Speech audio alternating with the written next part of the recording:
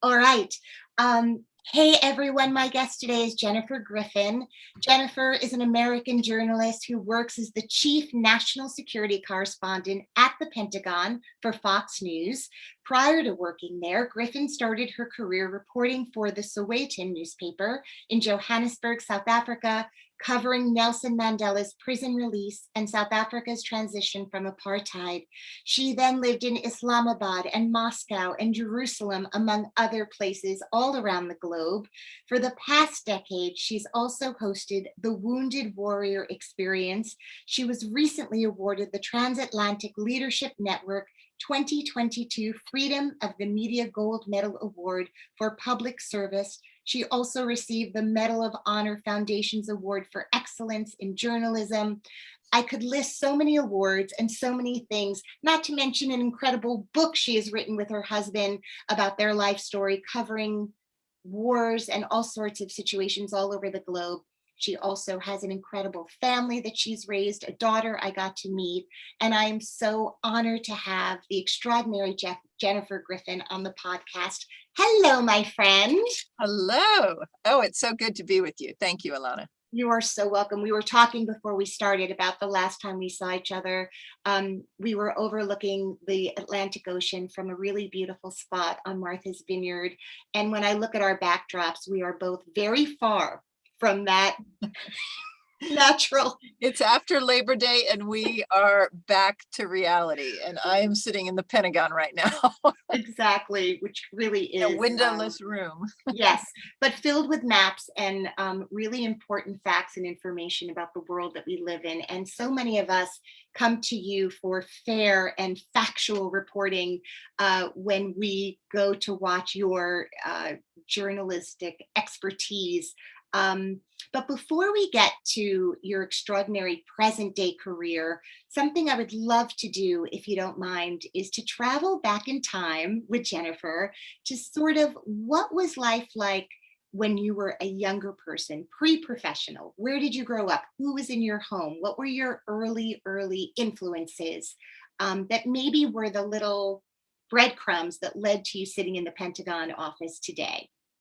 Well, it's really interesting that you should ask. I'm sitting not very far from where I grew up in Alexandria, Virginia. And if you ask about my influences, I would say that my mom is a big influence of mine. She was an extraordinary mother, and her name is Carolyn Griffin. And she started 30 years ago a theater in Alexandria called Metro Stage. She's was one of the founders and is now the artistic producing director. And what she did for me when I was growing up, I grew up on an amazing street. I was thinking back about my childhood home, and it's on this street in Alexandria that if you were to go 3 doors down, my next door neighbor, and I was a young teenage babysitter for Tommy Kail, who ended up on Broadway, the producer of Hamilton, as many people know, Lin-Manuel's Miranda's, right hand, good friend. And he was just a kid running around the neighborhood, and we were friends with his family, and I babysat Tommy. And years later, when Hamilton took off and you couldn't find a ticket, he was kind enough to give myself and my son, who was 8 at the time, house seats, and we sat next to Steven Spielberg. So that's my claim to fame. But that street was also really interesting because 2 doors past Tommy, so Tommy was 3 doors down, 2 doors past that, on Maple Street, was my best friend Maura Mulroney, whose brothers Dermot and Kieran Mulroney became Hollywood screen actors and stars. Dermot Mulroney, of course, in my best friend's wedding. We, again, were punk kids who were running around the neighborhood playing capture the flag, and Dermot was the older brother that we would pick on and sneak up upon.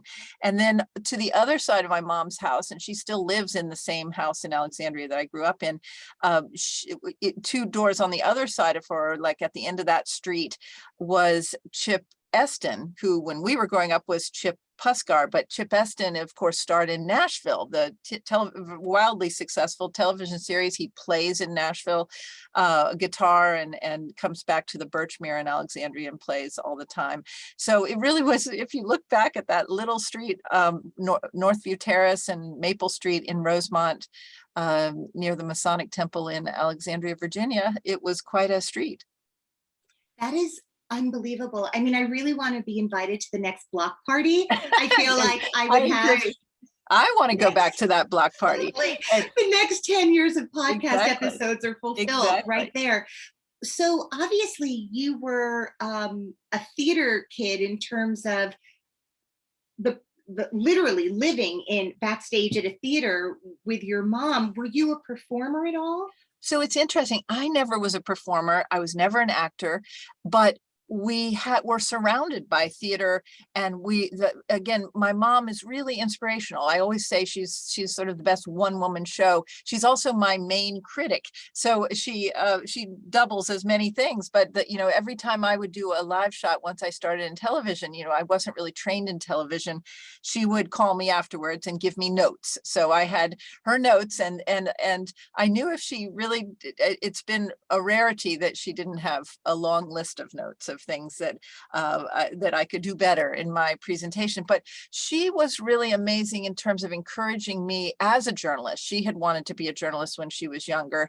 And so when I was in high school, I started writing for the local newspaper. But we also would joke that when we would go to her theater, sometimes I would show up and I would, of course, bring my friends to pack the seats and to help her fill the theater in Old Town Alexandria. And I would see my iron bed on stage as a prop, or suddenly we would have, we recognized a lot of the props growing up, certainly. And then when I was in college, I went to Harvard, and I decided to take a year off. It was the 1980s into the 80s, and apartheid was still in place in South Africa. And I decided to take a year off and go work for the main Black newspaper in the country, which was the Sowetan at the time. And there was a professor at Harvard who was a Nieman Fellow and a journalist and editor. And he said, if I came down, I could intern there.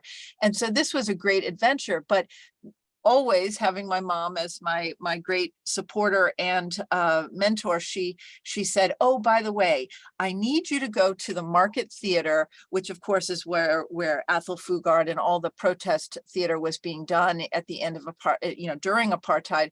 She said, I need you to go in Joburg down to the Market Theater and see what's playing, because I need some plays to bring back. And she had been an early, she was a child of the 60s, and we grew up with, images of her, marching in the 60s.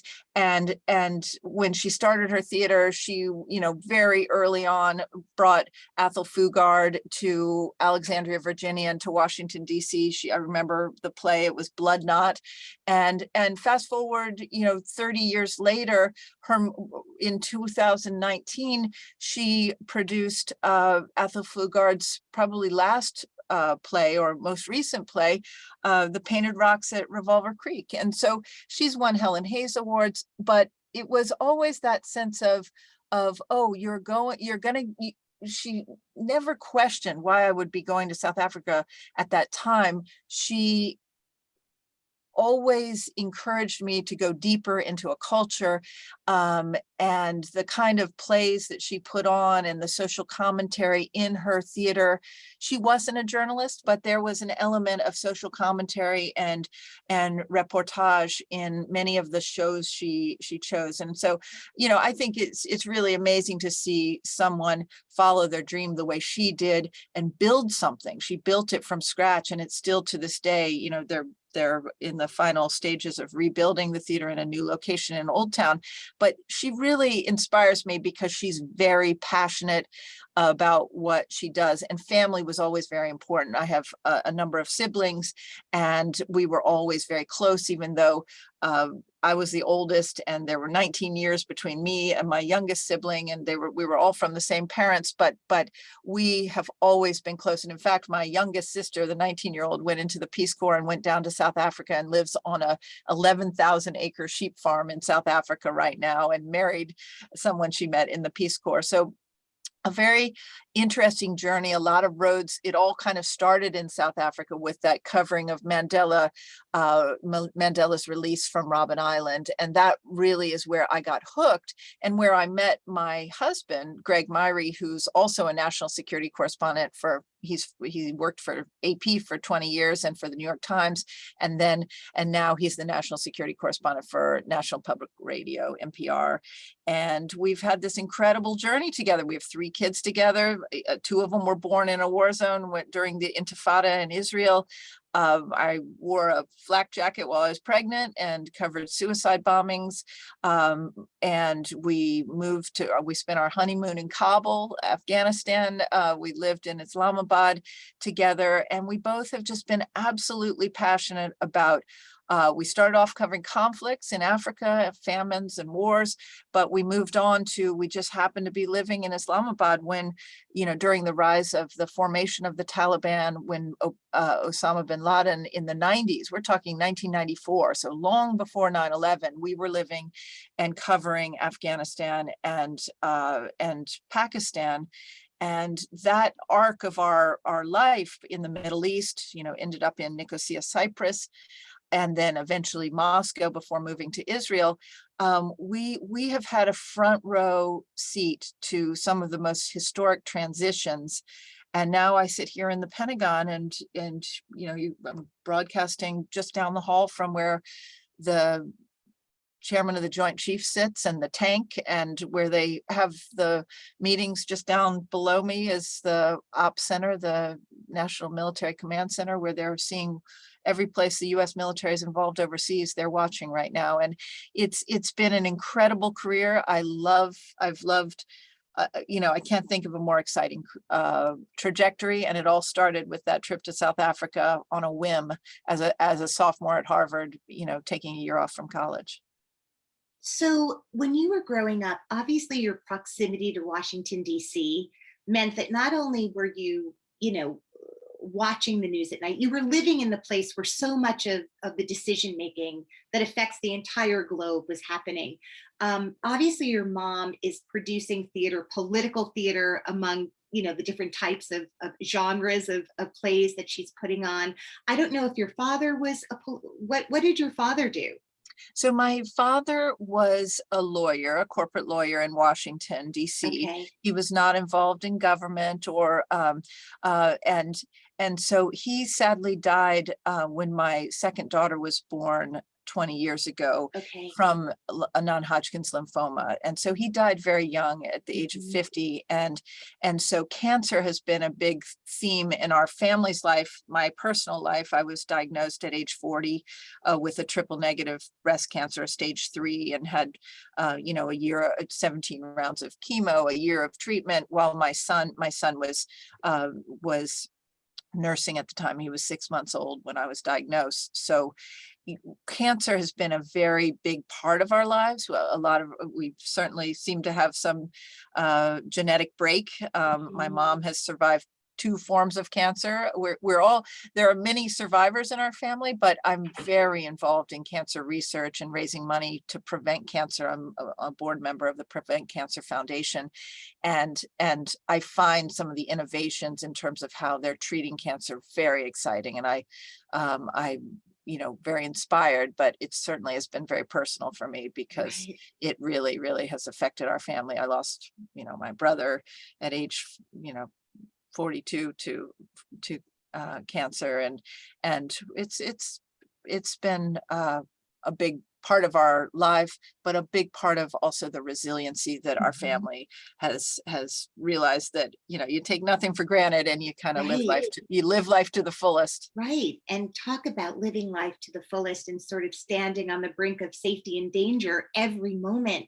I guess what I was going to ask you is this sort of passion for, or somewhat comfort level with being in incredibly dangerous situations. Were you a risk taker as a younger person?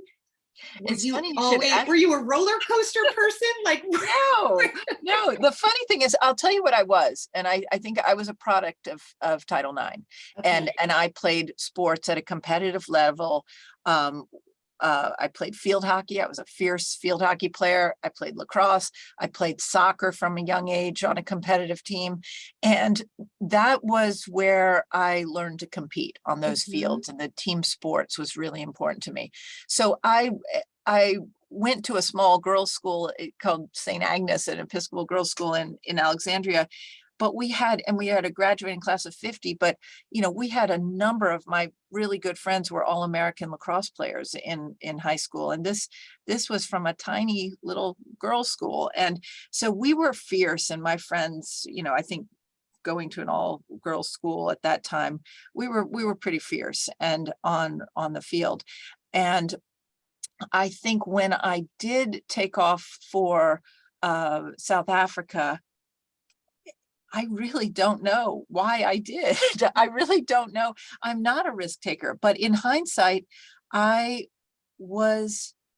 guess at that age, I was 20 years old. You really, you don't fully understand the danger of what you're doing. And, I was, a single young white female in the townships alone most of the time, covering the violence in the townships and traveling with, sometimes I'd get picked up in the middle of the night by gun runners from, the Inkatha, who were taking me out to Zululand to see, what was happening in terms of the conflict between the ANC, which was, just legalized by FW de Klerk, and I didn't think much of it. And frankly, I look back and sometimes ask my husband, who was my boyfriend at the time, why did you let me do those things? Why? And he's like, you think I could have stopped you?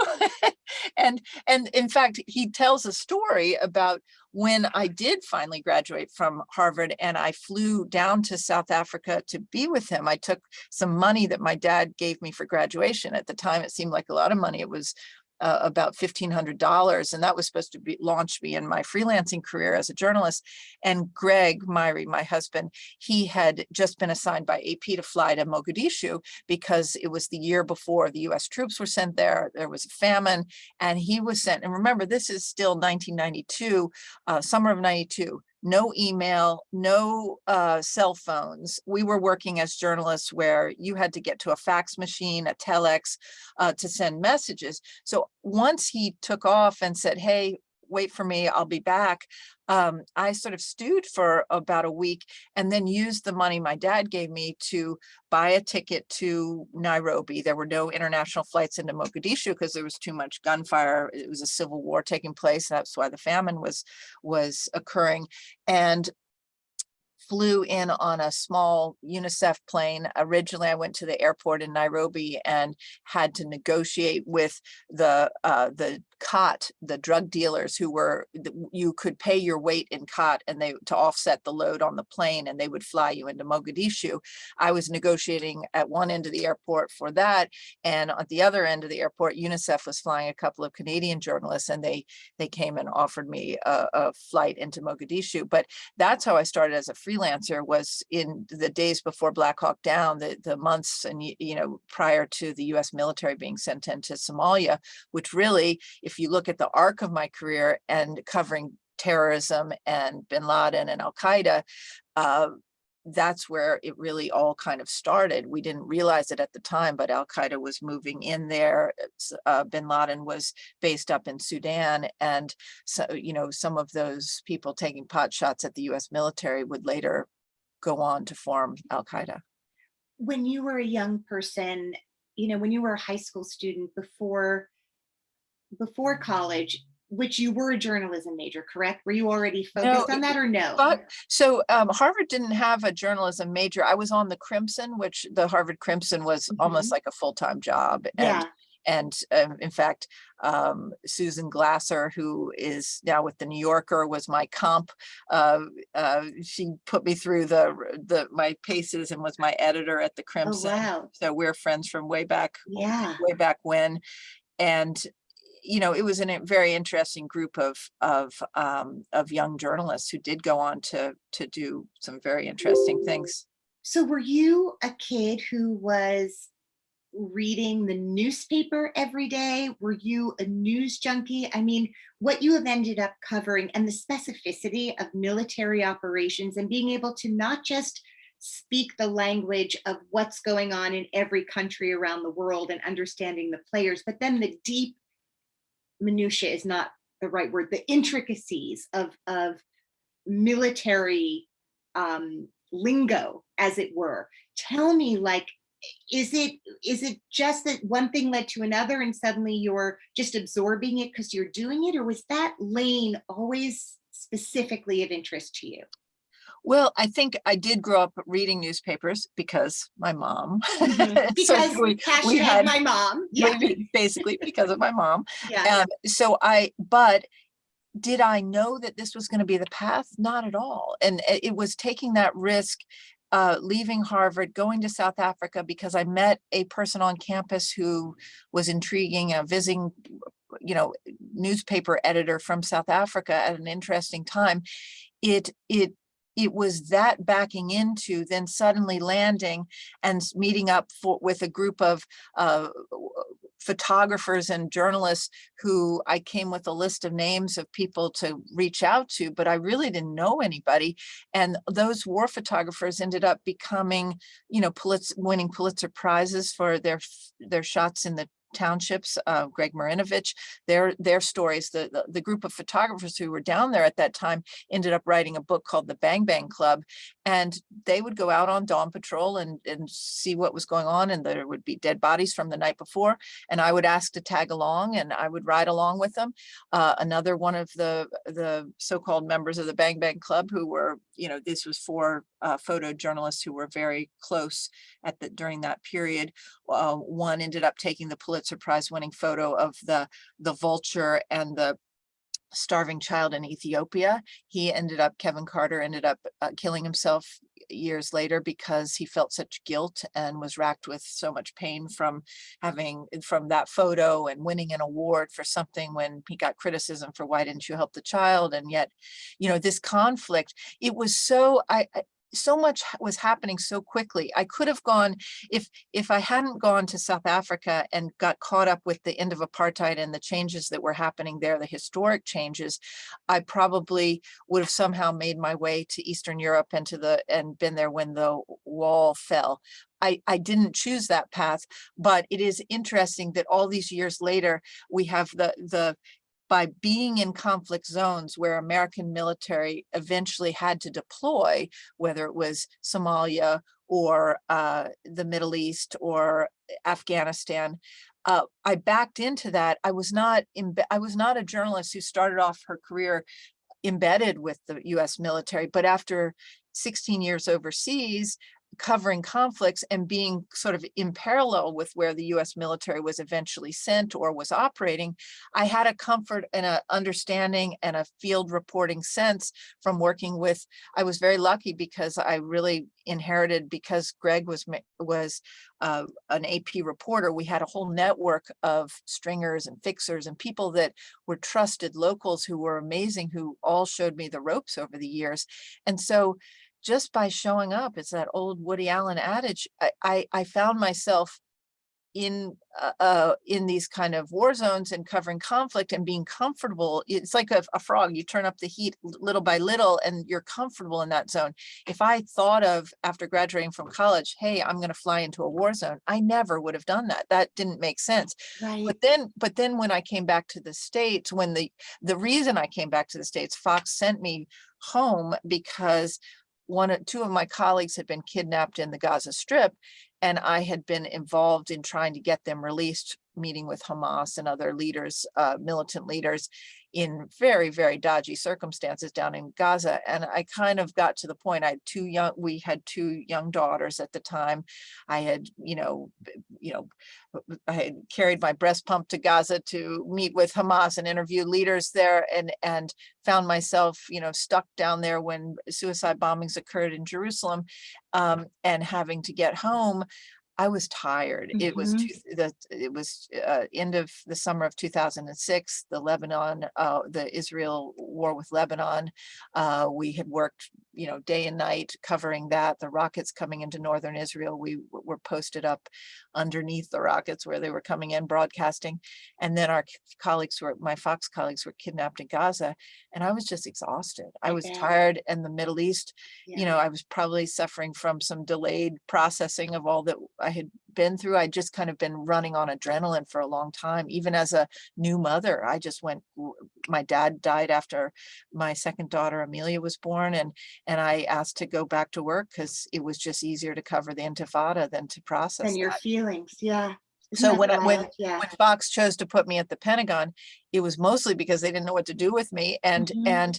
I did, and frankly, I arrived at the Pentagon with kind of disdain for the reporters who were based stateside, who were not in the field. I kind of felt like this was not a legitimate post, and traveling with the military seemed like a cop out because we always avoided embedding with any we were kind of the outliers who the correspondents that I grew up with who were out there and doing really great work.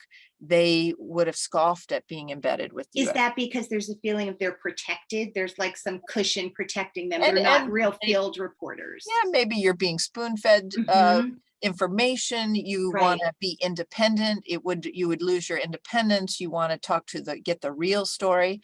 Now, what we realized as time went on, and what I certainly realized sitting in the Pentagon 15 years later, having been a reporter here now, and I very much appreciate the benefit of having both kinds of journalists, because to be here embedded in the Pentagon and to know what the thinking is and to be able to ask the pointed questions, having had field experience, allows me to bridge that world.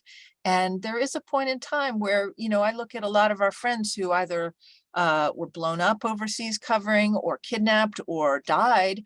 And, I feel very lucky that I was able to have that life and then move into this kind of reporting.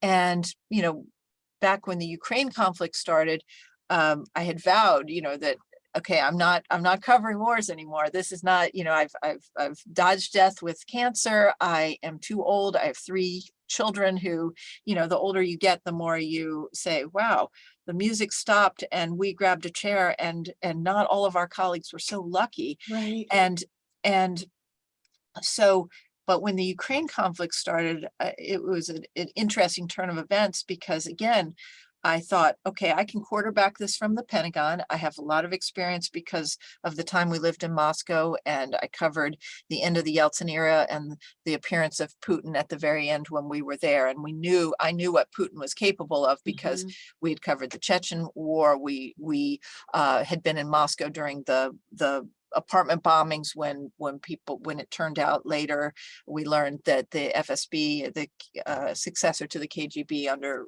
Putin's leadership, used that as a pretext to go into Chechnya. I knew what Putin was capable of. I also am a student of disinformation and know how the Russians have been infiltrating our information space for a long time.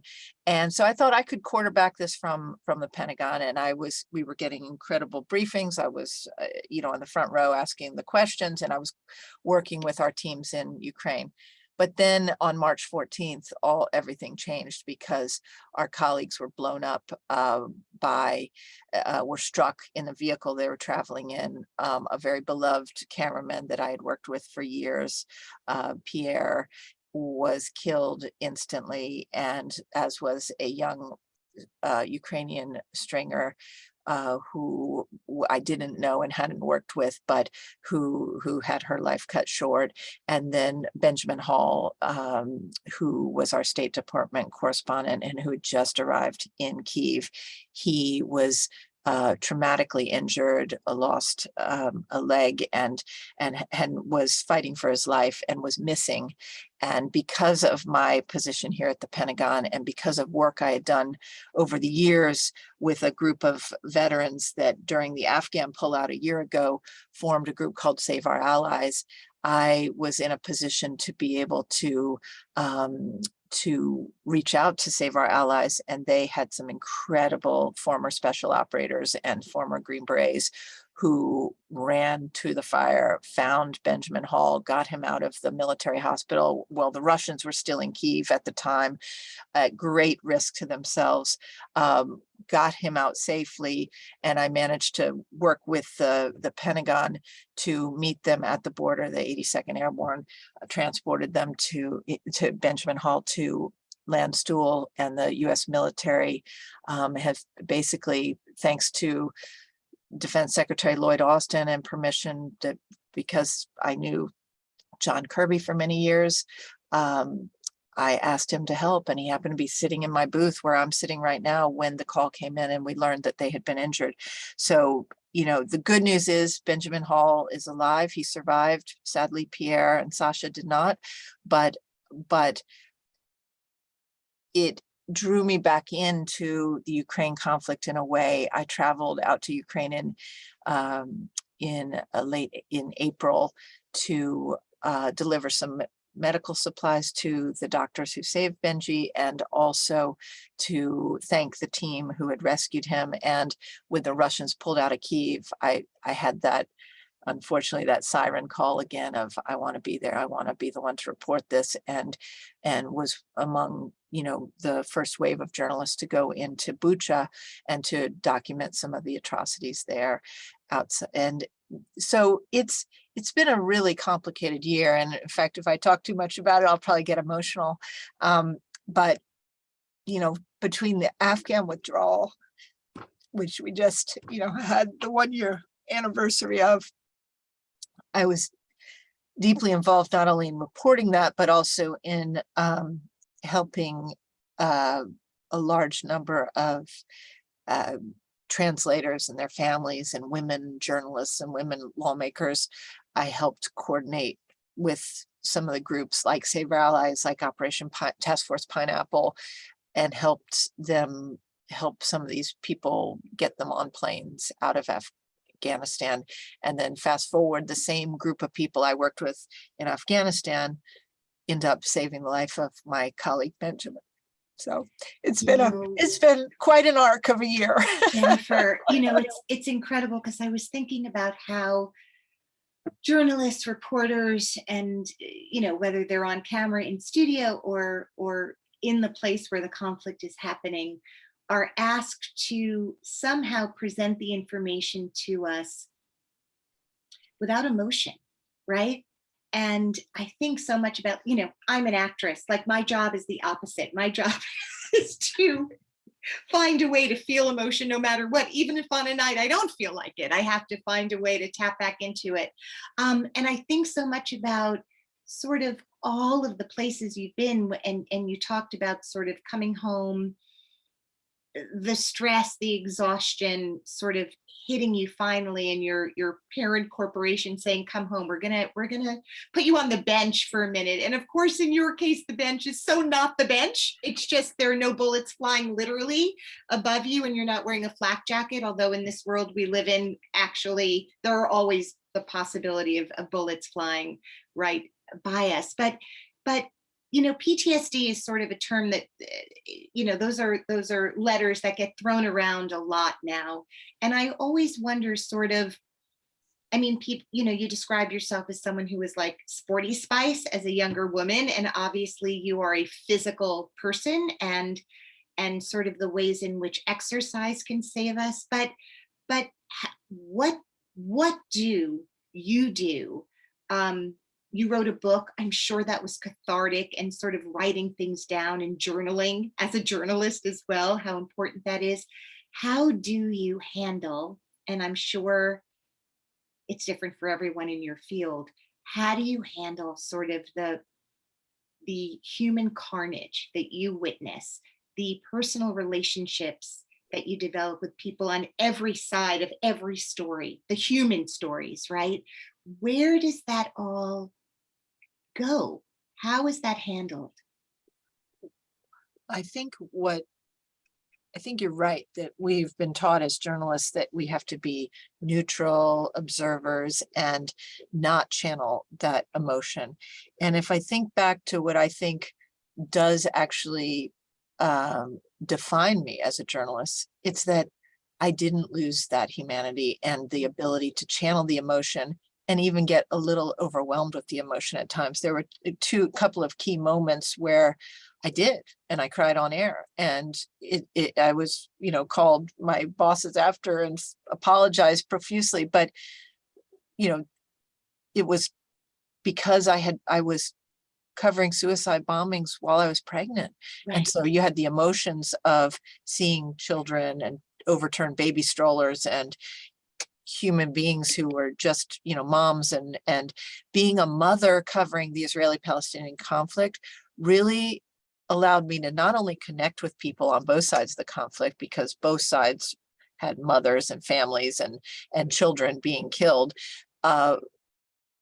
People brought me in a way that was different, because I think I was really pregnant at times covering that conflict, and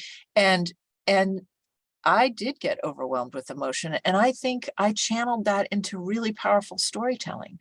No, people will never, one of my bosses never forgets when I sat down with the mother of a suicide bomber shortly after a attack in Jerusalem, and I myself was pregnant at the time, and talking mother to mother, it was quite a piece of television.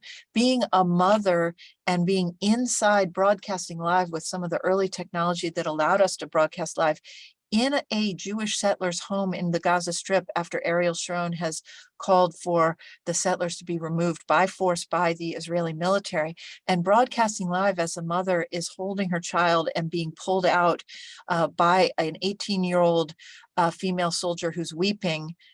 That's what makes my reporting different. Is I go there. I do go there emotionally. When the tsunami happened in Thailand and I could get there faster than my colleagues from the US because I was in Israel, I was there within 24 hours when they were still literally, and I exaggerate not, pulling bodies out of the trees up the coast of Phuket. And that Christmas and New Year's, when we were standing in front of walls of missing, having gone through all the morgues and looking for tourists who had been killed and families, and trying to connect families, I stood in front of that wall, and all you could remember was, it's the flashback to 9/11 with all the missing faces and the people looking for their family members. Those moments of pure exhaustion as a reporter, that's why people tune in, because you are their eyes and ears. You are the witness. You're bearing witness. If you have a wooden, my delivery may not be perfect on air. I may not be a trained television correspondent, but if you can still tap into that humanity and storytelling, I think that's why the families of military military veterans, or those who have been injured, or those who are still serving overseas, that's why they tune into my reports, because I tell the human stories. Right. And I connect to that emotion. I've been involved for years, but that was a long-winded way of saying, how do you process this? Well, I can't distinguish between, is my PTS from covering tragedy for as long as I have, or from my cancer? Because I think being a young mother with a nursing baby going through cancer treatment, being bald and chemo and thinking you may not survive, most cancer survivors that I know have the similar, I recognize them because they're very similar to the wounded veterans that I have worked with over the years up at Walter Reed. I got involved. It was a little hard for me in those initial, when I came out of my cancer treatment, to work with cancer survivors. And so I channeled a lot of that energy into working with wounded veterans. And it was during the surge, the the halls of Walter Reed were packed with the traumatic brain injuries and the families, the young wives and children who were up there. And our family's been very involved in that. That was very cathartic to me, telling their stories, telling my own stories. I kept a blog through my cancer treatment and continued talking about my cancer treatment during treatment. That helped me a lot. So I always tell people who are going through trauma to document it, journal it, and talk about it. Tell the story while you can, because it's so important to your healing. But what I also did during cancer treatment is I started doing Pilates, and I use Pilates every morning, or I did yoga for a period of time. I exercised while I was getting chemo. So before my chemo session, I did two things. I would go for a run if I could, or a walk beforehand to get as much oxygen in. I did a lot of Pilates to build up my strength for my mastectomy, and I've continued doing that. And then you asked about the book. The book that my husband and I wrote was about our time covering the Israeli-Palestinian conflict. It was called This Burning Land. He made me write that while in a chemo chair. He would sit across from me and say, okay, we're going to talk about, he would recall. And at first I was like, Greg, leave me alone. Leave me alone. I don't want to talk right now. I just want to focus on, I just want to feel sorry for myself. Fair enough. And he would sit just far enough away that I couldn't strangle him. And he would have his laptop, and we would sit at Georgetown University Hospital, and I would get my chemo, and it would be an all-day affair usually. And we wrote chapters of the book, and I'm very proud of that book because he did the bulk of the work, but it was our joint story of being and your joint memories, working for two very different news organizations, but really covering a conflict that we both came away and raising two daughters during that period, very young daughters.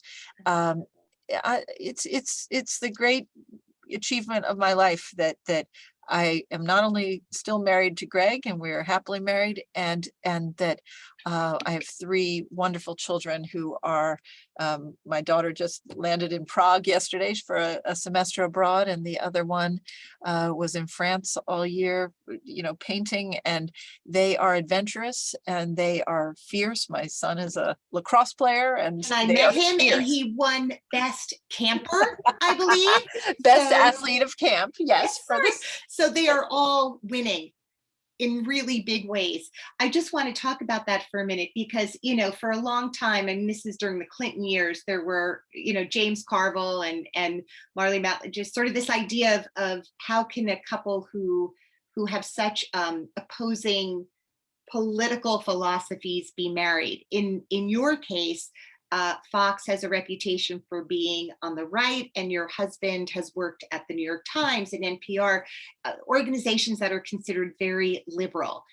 Is that something that, there are movies made about people like you where, it's just hot between people because in some ways they, there's a lot of, sexiness about this very different ideas, but all of that comes out in romance in a different way. Just because someone works for a certain organization doesn't even mean that's their own political, what they do in the voting booth is very different than what their corporation may be connected to. But do you guys, is there humor between the two of you about this? I don't know, can you speak to it a little bit? Huge humor. And first of all, it's really easy because we are probably we are not opinion journalists. We are not we're not on the opinion page of either of our news organizations. Right. We work for two very different organizations, no doubt.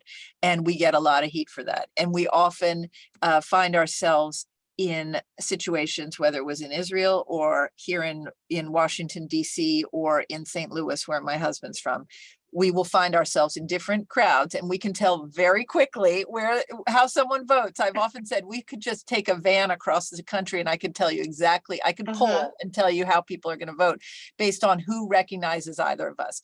Greg will walk into the school where my kids go to school, and all the teachers will say, oh, I would recognize your voice anywhere. And I realized that they have never watched a day of Fox, and they listen to NPR. Or we will be somewhere, we'll land in St. Louis, and people will come up to the airport, and the kids will say, "Oh, there's one of Mom's fans." We're in mom country. Yeah. And so we have, as a family, we have taught the children that, keep your politics to yourself, because we're journalists and we really want to preserve our ability to tell stories and not lose half of our audience, because we really believe in facts and we really believe in straight news. We're kind of a dying breed, and there are not a lot of people who, unfortunately, that's not what's rewarded these days in our, particularly on television. So it's more that it's been, it's not hard what's hard in terms of sleeping with the enemy, if you will, or the competition, is that we cover national security and we're competitive. And if we have a scoop or I'm talking to a source, I'll often say to him, I mean, our pillow talk is pretty interesting, and a lot of it is off the record, because I'll turn to him and say, "That's off the record," or I'll say, "You can't, he can overhear my phone calls if I'm taking a call, and he can't use it for his story." But no, he can't. I was like, "You can't, that's not a confirmation just because you heard it through my side of the bed on the phone." So that's more where we have laughs and maybe even some tension over a scoop, particularly given the sensitivities of our national security beats. But politics, we really stay as far away from it as we can, and that's why I remain at the Pentagon, because I love covering the military, and I love going deep and pulling together our years of overseas living and the experience we have in countries that unfortunately the U.S. military is still involved with.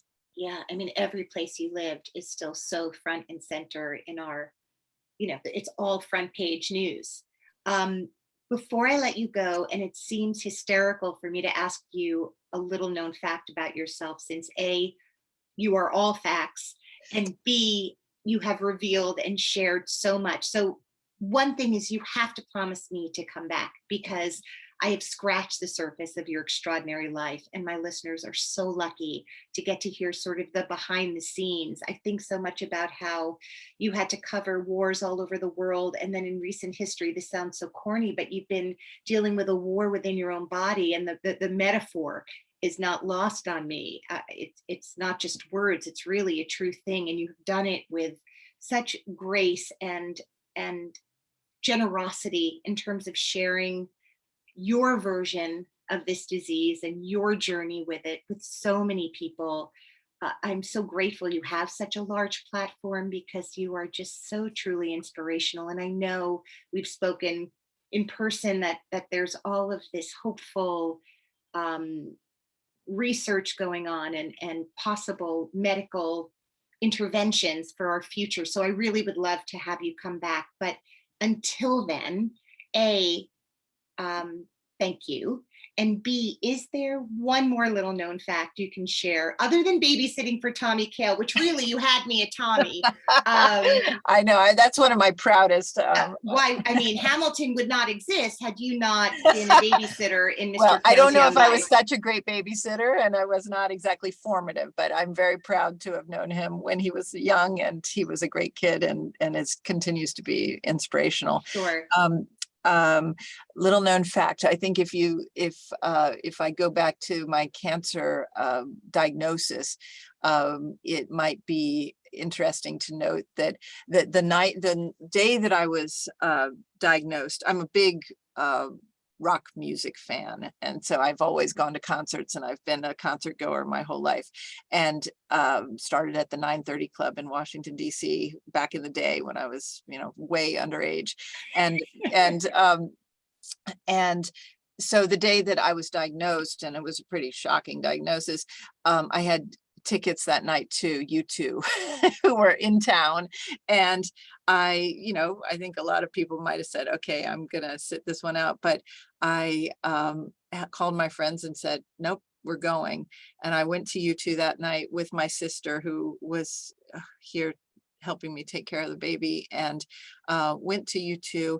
And then 9 months later, when I had come through my rounds of chemo and double mastectomy and radiation, a friend of mine who worked at the State Department was at a dinner with Bono and asked him to sign, told her the story that I had gone, and that he, that had been sort of on my playlist during chemo, and helped pull me through. And I got a nice signed sort of note from Bono, basically suggesting to walk on. And but it was he signed a picture of the Joshua Tree album, and I have that framed in my bedroom. Jennifer Griffin, thank you so much for coming on the podcast. What an honor it was to have this time with you today. Thank you, Alana. Mm-hmm.